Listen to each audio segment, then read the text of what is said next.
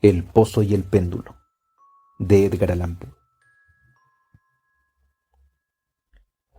Yo estaba quebrantado hasta la muerte por aquella larga agonía. Y cuando al fin me desataron y me fue permitido sentarme, sentí que mis sentidos me abandonaban. La sentencia, la terrible sentencia de muerte, fue la última frase distintamente acentuada que conmovió mis oídos.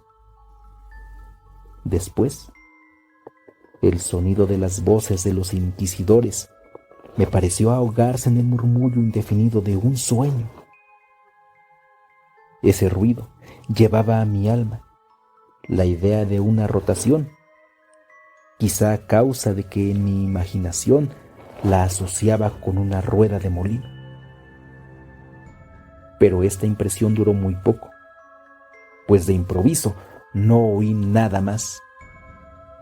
Sin embargo, vi durante algún tiempo todavía, pero con qué terrible exageración. Contemplaba los labios de los jueces de traje negro. Ellos me parecían blancos, más blancos que la hoja sobre la que trazo estas palabras, y delgados hasta lo grotesco, adelgazados por la intensidad de su expresión de dureza, de inmutable resolución, de riguroso menosprecio del dolor humano. Veía que los decretos de lo que para mí representaba el destino corrían todavía en aquellos labios. Los vi retorcerse en una frase de muerte. Los vi figurar las sílabas de mi nombre y temblé sintiendo que al sonido no seguía el movimiento. Vi también durante algunos momentos de horror delirante la débil y casi imperceptible ondulación de las cortinas negras que revestían las paredes de la sala. Y entonces mi vista cayó sobre las 7 grandes velas que estaban colocadas sobre la mesa. Al principio tomaron el aspecto de la caridad y me parecieron como ángeles blancos y esbeltos que debían salvarme. Pero entonces y de pronto, una ansia mortal invadió mi alma y sentí cada fibra de mi ser estremecerse, como si hubiera tocado el hilo de una pila voltaica, y las formas angélicas se volvían espectros insignificantes con cabeza de llama, y veía bien que no tenía ningún socorro que esperar de ellos. Y entonces se deslizó en mi imaginación como una rica nota musical la idea del reposo delicioso que nos espera en la tumba. La idea vino dulce y furtivamente, y me parece que me fue menester un largo tiempo para tener de ella una apreciación completa. Pero en el momento mismo en que mi espíritu comenzaba al fin a comprender bien y a conservar esta idea, las figuras de los jueces se desvanecieron como por encanto. Las grandes velas se redujeron a la nada y sus llamas se extinguieron enteramente. Lo negro de las tinieblas sobrevino. Todas las sensaciones parecieron hundirse como en una inmersión loca y precipitada del alma en el Hades, y el universo no fue más que noche, silencio, inmovilidad. Yo estaba desvanecido, pero sin embargo, no diré que hubiese perdido toda la conciencia. Lo que me quedaba de ella, no trataré de definirlo, ni siquiera de describirlo. Pero en fin, no estaba todo perdido. En el más profundo sueño, no. En el delirio, no. En el desvanecimiento, no. En la muerte, no. Ni aún en la tumba está perdido todo. De otra manera no habría inmortalidad para el hombre. Al despertarnos del más profundo sueño, desgarramos la tela de araña de algún ensueño. No obstante, un segundo después tan débil, ¿es acaso ese tejido que no nos acordamos de haber soñado. En la vuelta del desvanecimiento a la vida hay 2 grados. El primero es el sentimiento de la existencia moral o espiritual. El segundo, el sentimiento de la existencia física. Parece probable que si llegando al segundo grado pudiéramos evocar las impresiones del primero, encontraríamos todos los elocuentes recuerdos del abismo trasmudando. ¿Y este abismo qué es? ¿Cómo distinguiremos sus sombras de las de la tumba? Pero si las impresiones de lo que ha calificado el primer grado no aparecen al llamado de la voluntad, sin embargo, después de un largo intervalo, no aparecen ellas sin ser invitadas, o no obstante que nos maravillamos al pensar de dónde pueden salir. Aquel que no se ha desvanecido jamás no es el que descubre extraños palacios y rostros extravagantemente familiares en las brasas ardientes. No es el que contempla, flotantes en medio del aire, las melancólicas visiones que el vulgo no puede apercibir. No es el que medita sobre el perfume de una flor desconocida. No es aquel cuyo cerebro se extravía en el ministerio de una melodía que hasta entonces no había detenido su atención.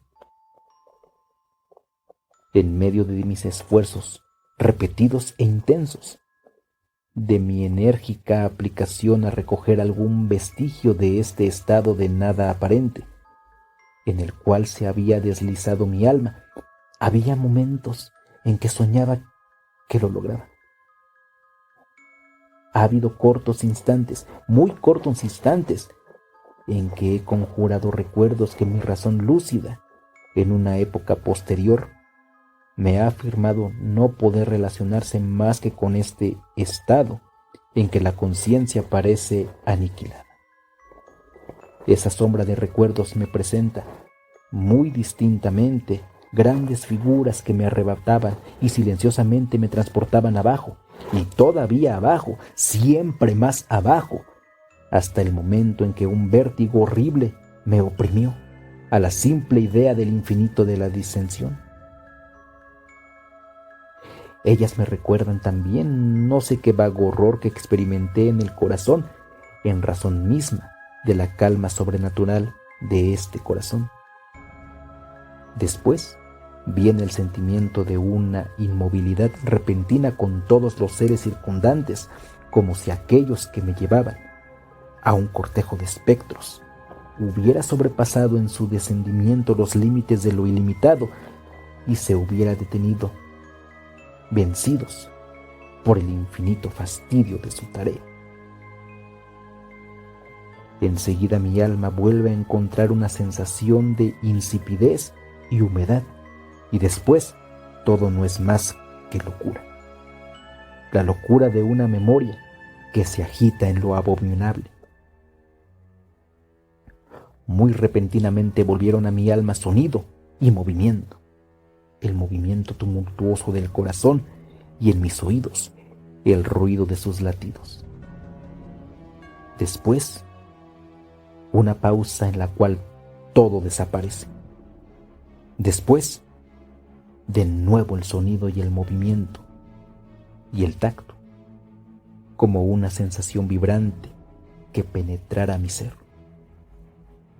Después, la simple conciencia de mi existencia, sin pensamiento, situación que duró largo tiempo. Después, muy repentinamente, el pensamiento y un terror calenturiento y un ardiente esfuerzo por comprender lo verdadero de mi estado.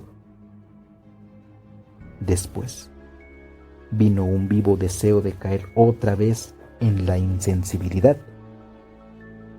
Después, brusco renacimiento del alma y tentativa de movimiento, seguida de éxito, y entonces el recuerdo completo del proceso, de las cortinas negras, de la sentencia, de mi debilidad, de mi desvanecimiento.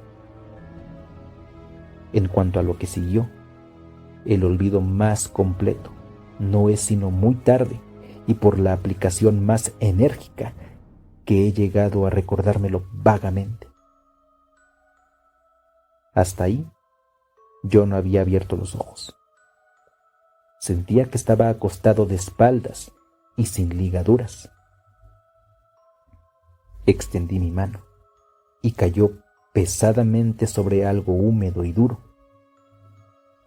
La dejé reposar así durante algunos minutos, esforzándome en adivinar dónde podía estar y lo que había sido de mí.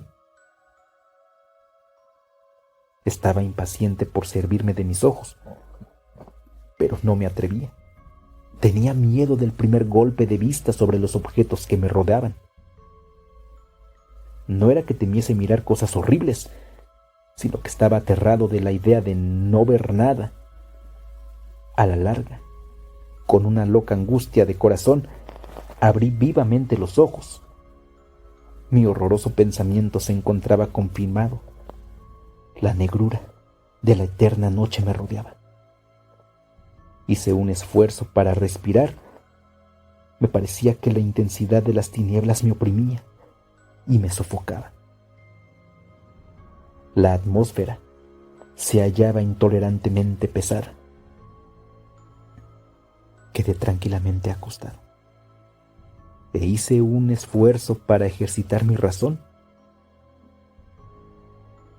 Vinieron a mi memoria los procedimientos de la Inquisición y partiendo de ahí, me apliqué a deducir de ellos mi posición real.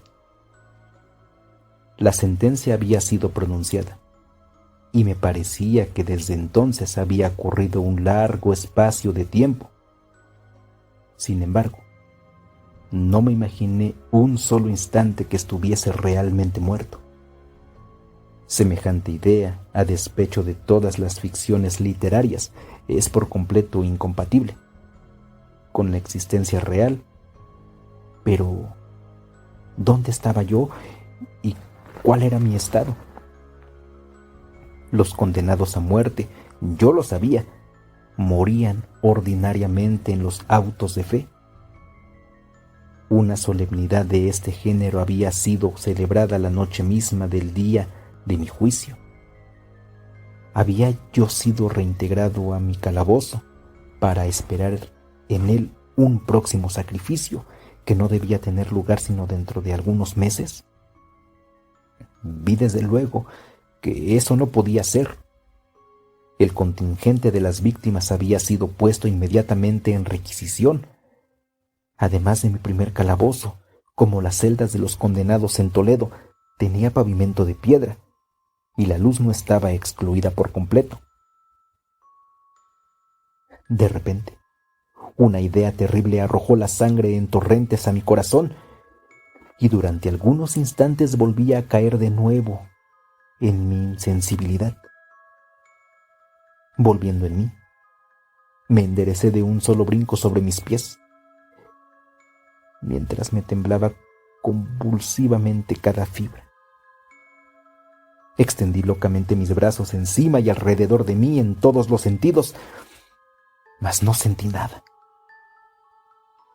Sin embargo, temblaba de dar un paso. Tenía miedo de chocar contra las paredes de mi tumba. El sudor brotaba de todos mis poros y se detenía en gruesas gotas sobre mi frente. La agonía de la incertidumbre se volvió intolerable y avancé. Avancé con precaución extendiendo los brazos y dilatando mis ojos fuera de sus órbitas en la esperanza de sorprender algún débil rayo de luz. Di muchos pasos, pero todo estaba negro y vacío. Respiré más libremente. En fin, me pareció evidente que el más horroroso de los destinos no era el que se me había reservado. Y entonces, mientras que continuaba avanzando con precauciones, 1000 vagos rumores que corrían sobre los horrores de Toledo vinieron a apretarse confusamente en mi memoria.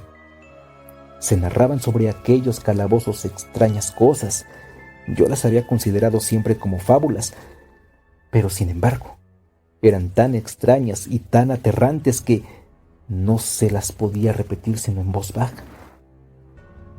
¿Debía morir de hambre en aquel mundo subterráneo de tinieblas? ¿O qué destino más horrible todavía me esperaba? Que el resultado fuera la muerte, y una muerte de una amargura escogida.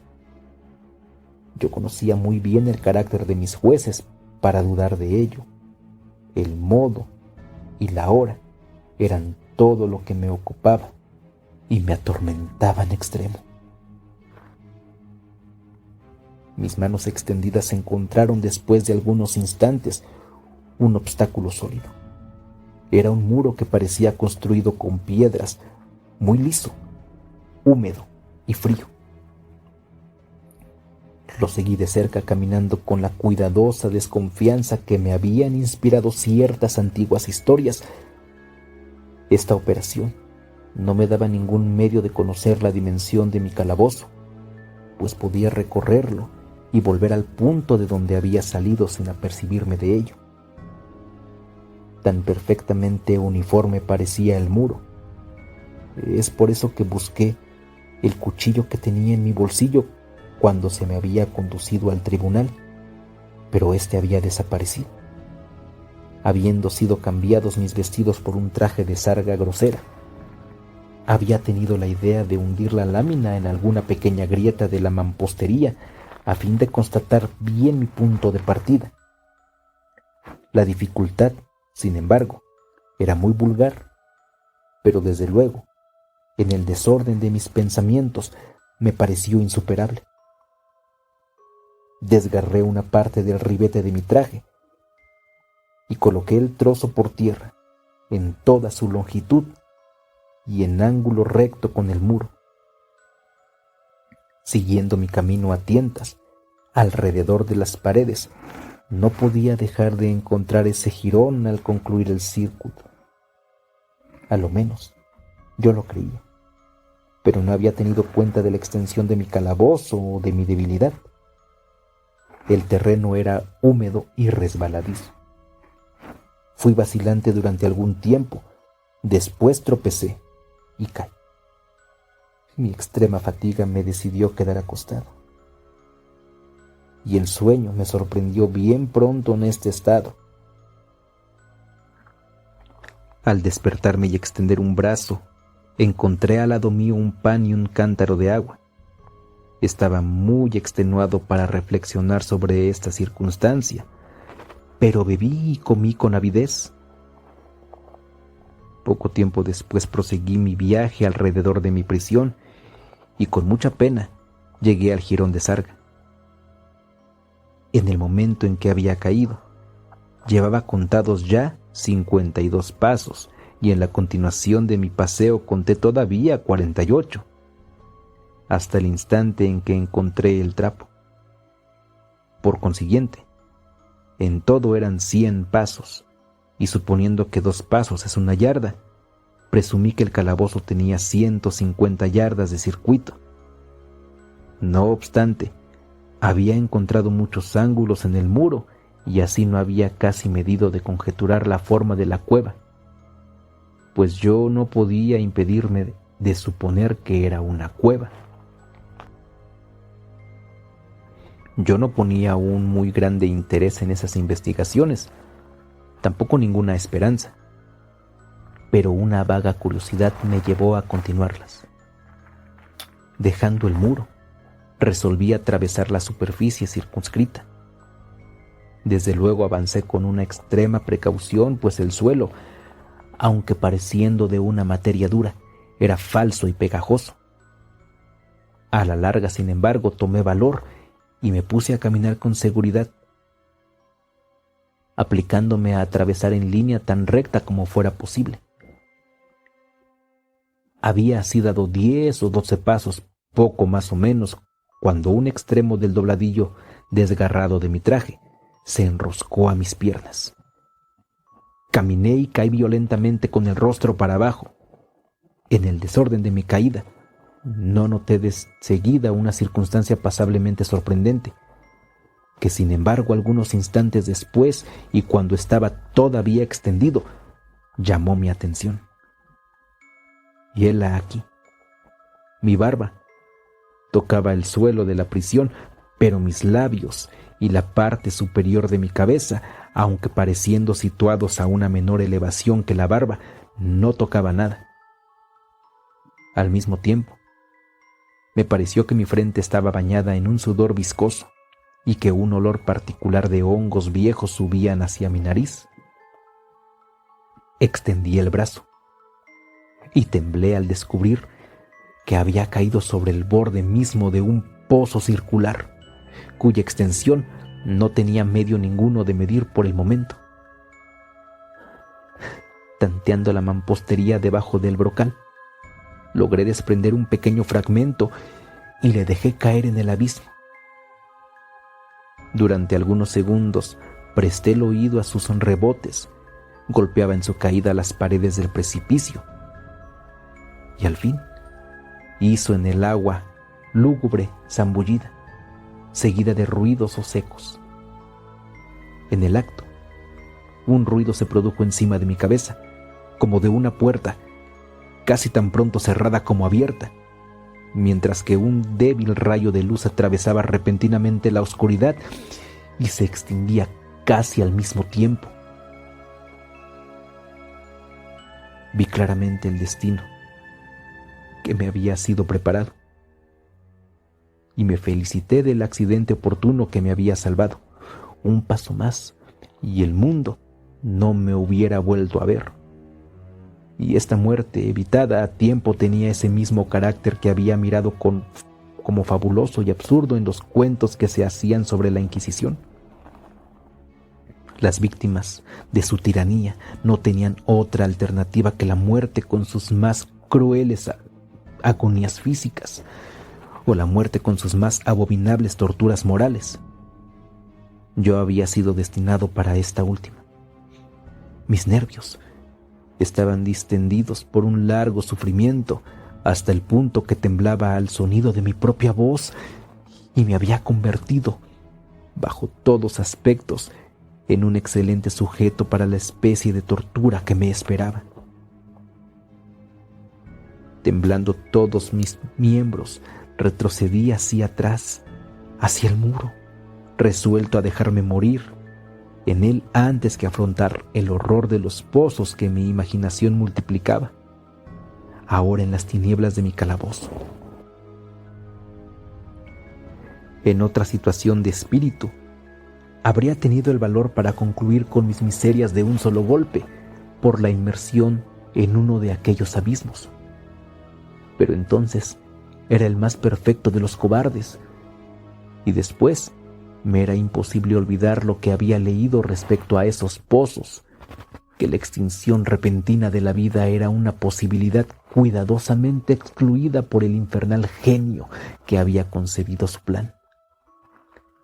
La agitación de mi espíritu me tuvo despierto durante largas horas, pero al fin me adormecí de nuevo. Al despertarme, encontré a mi lado como la primera vez un pan y un cántaro de agua. Una sed ardiente me consumía y vacié el cántaro de un trago. Es necesario que esta agua haya estado compuesta, pues apenas la hube bebido, cuando me dormí irresistiblemente.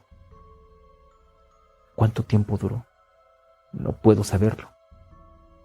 Pero cuando abrí los ojos, los objetos eran visibles alrededor mío, gracias a un resplandor singular, sulfuroso, cuyo origen no pude descubrir desde luego. Podía ver la extensión y el aspecto de la prisión. Yo me había equivocado grandemente sobre sus dimensiones. Las paredes no podían tener más de 25 yardas de circuito. Durante algunos minutos, ese descubrimiento fue para mí una inmensa turbación bien pueril en verdad, porque en medio de las circunstancias terribles que me rodeaban, ¿qué podía haber en ellas de menor importancia que las dimensiones de mi prisión? Pero mi alma tomaba un interés extravagantemente en las futilidades y me apliqué fuertemente a darme cuenta del error que había cometido con mis medidas. Al fin, la verdad me apareció como un relámpago. En mi primera tentativa de exploración, había contado 52 pasos hasta el momento en que caí. Debía estar entonces a 1 o 2 pasos del trozo de sarga. En realidad había casi medido el circuito de la cueva. Me dormí entonces, y al despertarme, es menester que haya vuelto mis pasos, creando así un circuito casi doble del circuito real. La confusión de mi cerebro me había impedido notar que había empezado mi vuelta con el muro a mi izquierda y que lo acababa con el muro a mi derecha. Me había equivocado también relativamente en la forma del recinto. Tanteando las paredes durante mi camino, había encontrado muchos ángulos y había deducido de ellos la idea de una gran irregularidad. Tan poderoso es el efecto de una oscuridad total para aquel que sale de un letargo, de un sueño. Esos ángulos eran simplemente producidos por ligeras depresiones o huecos con intervalos desiguales. La forma general de la prisión era un cuadrado. Lo que había tomado por mampostería parecía ahora hierro o cualquier otro metal, de placas enormes cuyas suturas y junturas ocasionaban las depresiones. La superficie entera de esa construcción metálica estaba groseramente embadurada con todos los emblemas horrorosos, repulsivos, a que la superstición sepulcral de los frailes han dado nacimiento. Figuras de demonios con aires de amenaza, con formas de esqueleto y otras imágenes de un horror más real, llenaban los muros en toda su extensión. Observé que los contornos de estas monstruosidades eran suficientemente distintos, pero que los colores estaban debilitados y alterados como por el efecto de una atmósfera húmeda. Noté entonces el pavimento, que era de piedra. En el centro se veía el pozo circular cuya boca había escapado, pero no podía más que un solo en el calabozo. Vi todo eso indistintamente, y no sin esfuerzo, porque mi situación física había cambiado singularmente durante mi sueño. Estaba ahora acostado de espaldas. Cuán largo era, sobre una especie de armazón de madera muy bajo. Estaba sólidamente atado a él, con una larga venda que se parecía a una cincha. Enrollaba varias veces mis miembros y mi cuerpo, no dejándome en libertad más que mi cabeza y mi brazo izquierdo, pero todavía me era necesario hacer un esfuerzo de los más penosos para alcanzar el alimento contenido en un plato de barro, colocado a mi lado en el suelo. Me apercibí con terror que el cántaro había sido arrebatado. Digo con terror, pues estaba devorado por una sed intolerable. Me pareció que entraba en el pan de mis verdugos al exasperar esta sed, pues la comida puesta en el plato estaba cruelmente sazonada. Levanté los ojos y examiné el techo de mi prisión. Estaba a una altura de 30 o 40 pies y por su construcción se parecía mucho a los muros laterales. En uno de sus paños, una figura de las más singulares fijó toda mi atención. Era la figura del tiempo, como es representada de ordinario, salvo que en lugar de una guadaña, tenía un objeto que al primer golpe de vista tomé por la imagen pintada de un enorme péndulo, como se los ve en los relojes antiguos. Había, no obstante, en el aspecto de esta máquina algo que me hizo mirarla con más cuidado, como la observaba directamente, pues estaba colocada justamente encima de mí. Creí verla mover. Un instante después, mi idea estaba confirmada.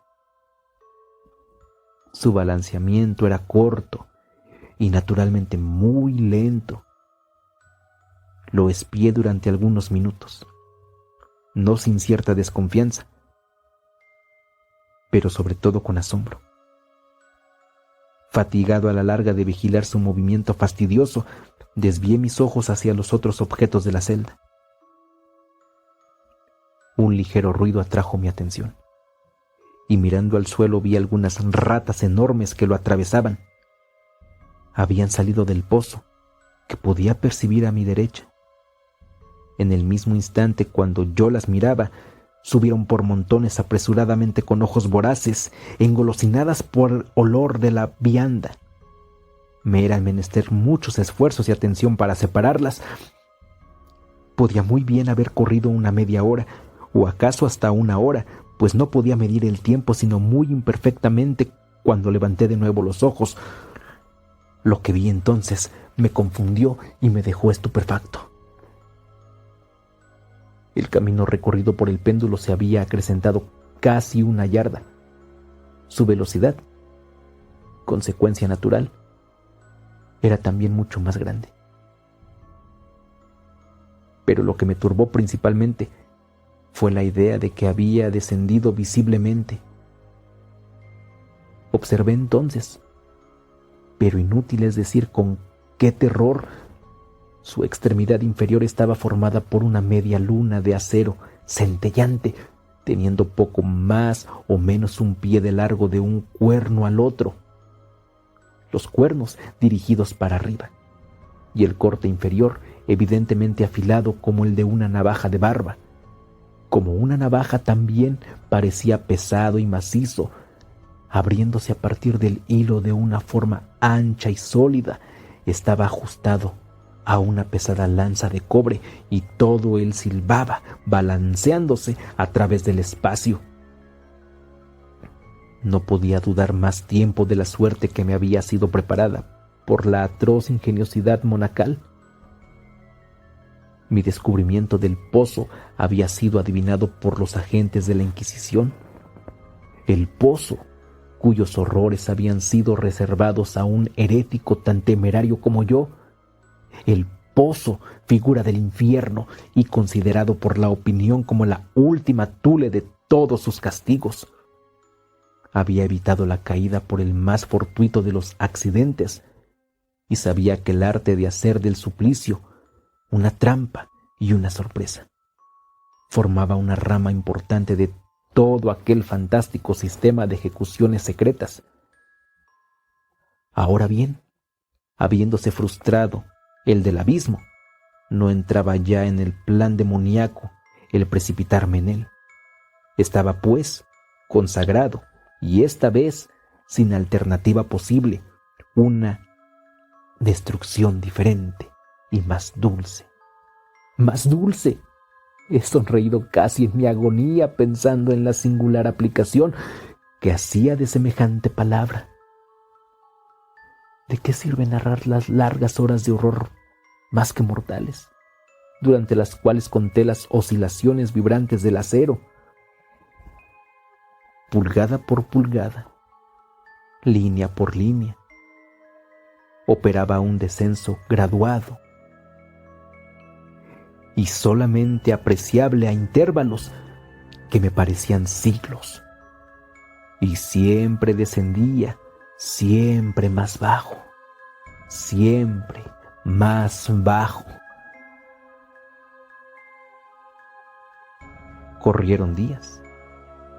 Puede ser que muchos días hayan corrido antes que viniera a balancearse bastante cerca de mí para azotarme con su soplo, el acre. El olor del acero afilado se introducía en mis narices. Suplicaba al cielo, lo fatigaba con mi súplica para que hiciera descender el acero más rápidamente. Me volví loco, frenético, y me esforcé por levantarme, por ir al encuentro de aquella terrible cimitarra móvil.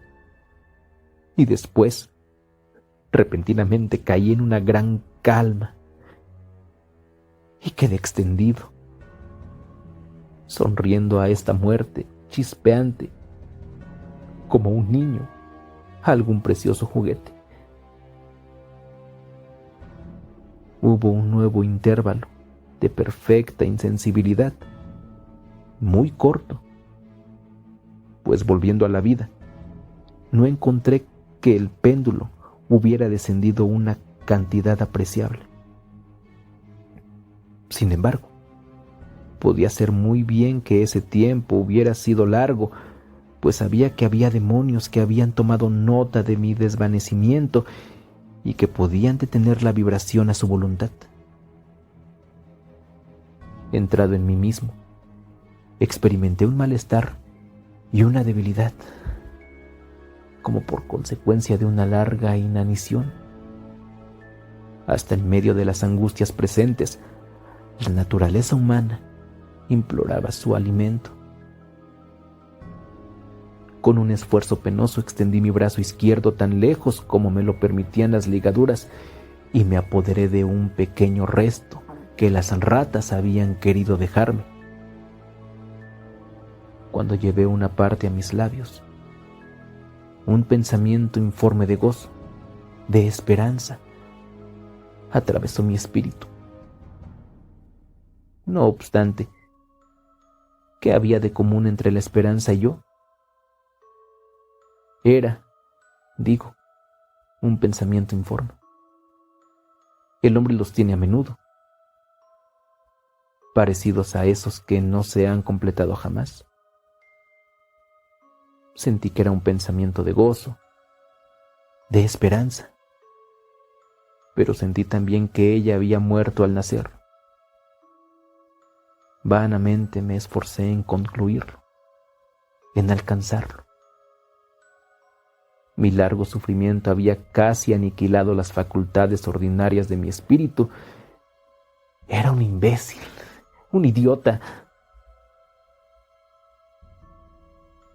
La vibración del péndulo tenía lugar en un plano que hacía ángulo recto con el largo de mi cuerpo. Vi que la media luna había sido dispuesta para atravesar la región del corazón. Desgarraría la sarga de mi traje. Después se volvería y repetiría su operación todavía, indefinidamente. No obstante, la espantosa dimensión de la curva recorrida, algo así como 30 pies o acaso un poco más, y la silbante energía de su descensión que habría cortado hasta aquellas murallas de hierro, en suma, todo lo que podía hacer por algunos minutos era desgarrar mi traje. Y sobre este pensamiento hice una pausa. No me atrevía a ir más lejos de esa reflexión. Me detuve en ella con una atención obstinada, como si por esta insistencia pudiera detener ahí la descensión del acero. Me apliqué a meditar sobre el sonido que produciría la media luna pasando a través de mi vestido, sobre la sensación particular y penetrante que el frotamiento de la tela produce sobre los nervios. Medité sobre todas esas futilidades hasta que mis dientes se erizaron. Más abajo todavía. Se deslizaba siempre más abajo. Encontraba un placer frenético en comparar su velocidad de alto a bajo y su velocidad lateral, a derecha, a izquierda, y después huía lejos, lejos, y después volví, con el chillido de un espíritu condenado, hasta llegar a mi corazón, con el paso furtivo de un tigre. Yo reía y aullaba, según que la una u otra idea tomaba la superioridad. Más bajo, invariablemente, despiadadamente más bajo. Vibraba a 3 pulgadas de mi pecho. Me esforcé violentamente, furiosamente, por desatar mi brazo izquierdo. Estaba libre solamente desde el codo hasta la mano, Yo le podía hacer jugar desde el plato hasta mi boca con un gran esfuerzo y nada más. Si tan solo hubiera podido romper las ligaduras de arriba del codo, habría sido el péndulo y tratado de detenerlo. Habría también ensayado de detener una avalancha. Siempre más abajo. Incesantemente, inevitablemente más abajo. Respiraba dolorosamente y me agitaba a cada balanceamiento. Mis ojos lo seguían en su vuelo ascendente y descendente con el ardor de la desesperación más insensata. Se cerraban espasmódicamente en el momento de la descensión, aunque la muerte hubiera sido un alivio. ¡Oh! ¡Qué indecible alivio! Y sin embargo, temblaba con todos mis nervios cuando pensaba que bastaba que la máquina descendiera un punto para precipitar sobre mi pecho aquella hacha afilada, centellante. Era la esperanza que hacía temblar así mis nervios y replegarse todo mi ser. Era la esperanza que triunfa hasta sobre el caldazo, que cuchicheaba al oído de los condenados de muerte hasta en los calabozos de la Inquisición. Vi que 10 o 12 vibraciones, poco más o menos, podrían el acero en contacto inmediato con mi vestido. Y con esta observación entró en mi espíritu la calma aguda y condensada de la desesperación. Por primera vez, desde muchas horas, desde días acaso, pensé, me vino a la imaginación que la venda o cincha que rodeaba mi cuerpo era de un solo trozo. Estaba atado con un lazo continuo. La primera mordedura de la navaja de barba, en una parte cualquiera de la cincha, debía cortarla suficientemente para permitir a mi mano izquierda desenrollar alrededor de mí. Pero cuán terrible se volvía en ese caso la proximidad del acero y el resultado de la más ligera sacudida mortal. Era verosímil, por otra parte, que los infames verdugos no hubiesen previsto o impedido esta posibilidad. Era probable que la venda atravesara mi pecho en el camino que tenía que recorrer el péndulo. Temblando de verme frustrado en mi débil esperanza, verosímilmente la última, alcé suficientemente mi cabeza para ver distintamente mi pecho. La cincha envolvía estrechamente mis miembros y mi cuerpo en todos sentidos, excepto en el camino de la media luna homicida. Apenas había dejado caer mi cabeza en su posición primera cuando sentí brillar en mi espíritu algo que no sabría definir mejor, sino diciendo que era la mitad no formada de esta idea de libertad de que he hablado ya, y cuya otra parte solo había flotado vagamente en mi cerebro. Cuando llevaba el alimento a mis ardientes labios, la idea entera estaba ahora presente, débil, apenas visible, apenas definida, pero al fin completa. Me puse inmediatamente con la energía de la desesperación a tentar su ejecución. Desde hacía muchas horas, la vecindad inmediata del bastidor sobre el cual estaba acostado hormigueaba literalmente de ratas. Eran atrevidas, tumultuosas, voraces. Sus ojos estaban clavados sobre mí como si no esperaran más que mi inmovilidad para hacer de mí su presa. ¿A qué alimento, pensé, han de estar acostumbradas en este pozo? Excepto a un pequeño resto, había devorado, a despecho de todos mis esfuerzos para impedir el contenido del plato. Mi mano había contraído un hábito de va y viene, de balanceamiento hacia el plato, y a lo largo la uniformidad maquinal le había quitado toda su eficiencia.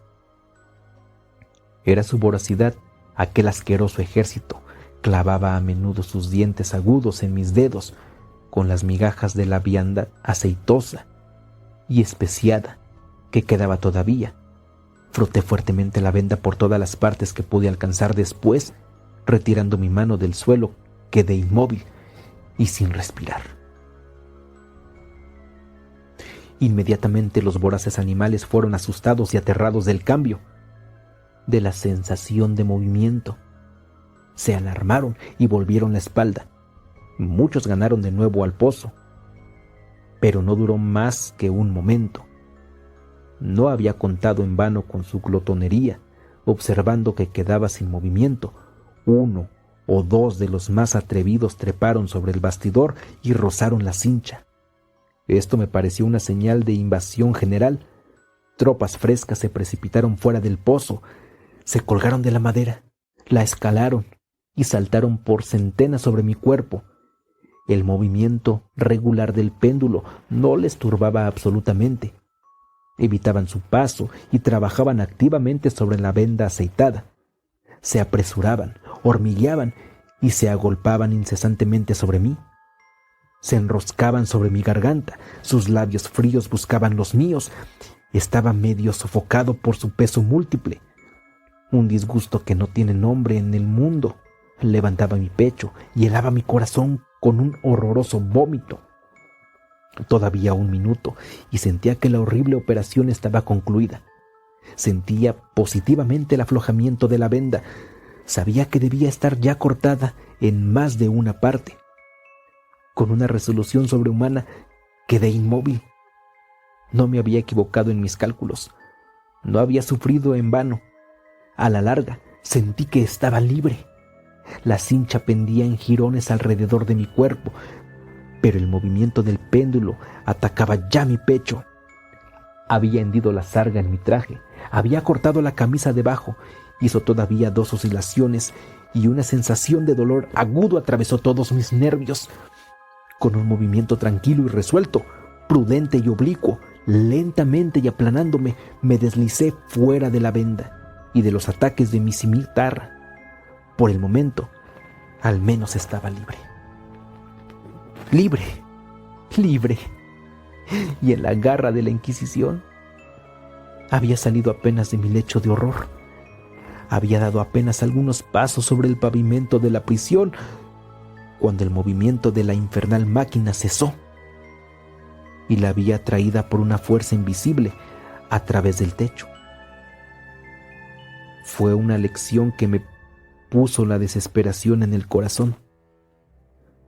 Todos mis movimientos eran indudablemente espiados. Libre. No había escapado a la muerte bajo una especie de agonía, sino para ser víctima de la muerte bajo alguna otra especie. A este pensamiento hice girar mis ojos convulsivamente sobre las paredes de hierro que me rodeaban. Algo de singular. Un cambio que desde luego no pude apreciar distintamente. Se producía en el cuarto. Era evidente. Durante algunos minutos de una distracción llena de sueños y temblores, me perdí en vanas e incoherentes conjeturas. Durante ese tiempo, me apercibí por primera vez del origen de la luz sulfurosa que alumbraba la celda. Provenía de una hendidura como de media pulgada de ancho que se extendía alrededor de la prisión en la base de los muros, que parecían así y estaban en efecto completamente separados del suelo. Traté, pero en vano, como se puede pensar, de mirar por esa abertura. Cuando me levantaba desalentado, el misterio de la alteración del cuadro se reveló en el acto a mi inteligencia. Había observado que aunque los contornos de las figuras murales fuesen suficientemente distintos, los colores parecían alterados e indecisos. Esos colores acababan de tomar, y tomaban en efecto, a cada instante un brillo sorprendente y muy intenso, que daba a aquellas imágenes fantásticas y diabólicas un aspecto que habría hecho estremecer nervios más sólidos que los míos. Ojos de demonios, de una vivacidad feroz y siniestra, estaban clavados sobre mí en 1000 sitios, donde primitivamente no se sospechaba ninguno y brillaban con el brillo lúgubre de un fuego que yo quería absolutamente, pero en vano, mirar como imaginario. ¡Imaginario! Me bastaba respirar para atraer a mis narices el vapor del hierro caliente. Un olor sofocante se derramaba en la prisión. Un ardor más profundo se fijaba a cada instante en los ojos clavados sobre mi agonía. Un tinte más rico de rojo se mostraba sobre aquellas horribles pinturas de sangre. Estaba jadeante, respiraba con esfuerzo. No había que dudar del designio de mis verdugos. Los más despiadados, los más demoníacos de los hombres. Retrocedí, lejos del metal ardiente, hacia el centro del calabozo. Frente a esta destrucción por el fuego, la idea de la frescura del pozo sorprendió mi alma como un bálsamo. Me precipité hacia sus bordes mortales. Tendí mis miradas hacia el fondo. El brillo de la bóveda inflamada iluminaba sus más secretas cavidades.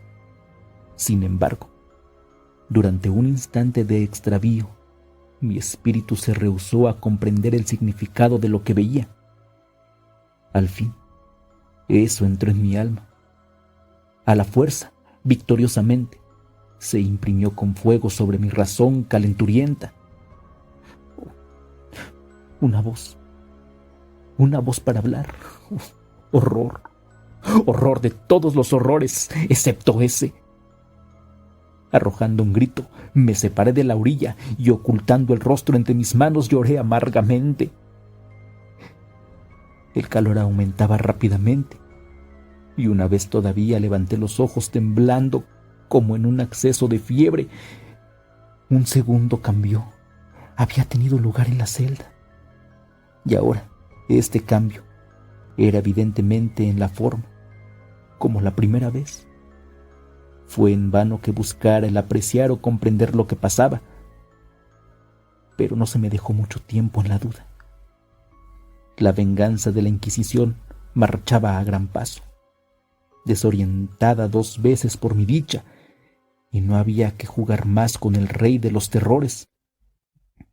El cuarto había sido cuadrado. Me apercibí que 2 de sus ángulos de hierro eran ahora agudos, 2 consecuentemente obtusos. El terrible contraste aumentaba rápidamente, con un murmullo y un gemido sordo. En un instante, el cuarto había cambiado su forma en la de un lozén, pero la transformación no se detuvo ahí. Yo habría aplicado los muros rojos contra mi pecho, como un vestido de eterna paz. La muerte, me dije, no importa qué muerte, excepto la del pozo. Insensato, como no había comprendido que era necesario. El pozo, que ese pozo solo era la razón del hierro ardiente que me asediaba. Podía resistir a su ardor, y hasta suponiéndolo, podía permanecer firme contra su presión. Y ahora el lozén se aplanaba con una rapidez que no me dejaba al tiempo de reflexión. Su centro, colocado sobre la línea de su más grande anchura, coincidía justamente con el abismo abierto. Traté de retroceder, pero los muros apretándose me estrechaban irresistiblemente. En fin, llegó un momento en que mi cuerpo, quemando y contorsionando, encontraba apenas su lugar. Donde lo había para mí fue sobre el suelo de la prisión. No luché más, pero la agonía de mi alma se exhaló en un grande y largo grito supremo de desesperación. Sentí que vacilaba sobre el borde. Desvié los ojos, pero he aquí un ruido discordante de voces humanas, una explosión, un huracán de clarines, un poderoso mugido como el de 1.000.000 de truenos. Los muros de fuego retrocedieron precipitadamente. Un brazo extendido asiló el mío cuando caía desfalleciente en el abismo. Era el brazo de un general. El ejército francés había entrado en Toledo. La Inquisición estaba en poder de sus enemigos.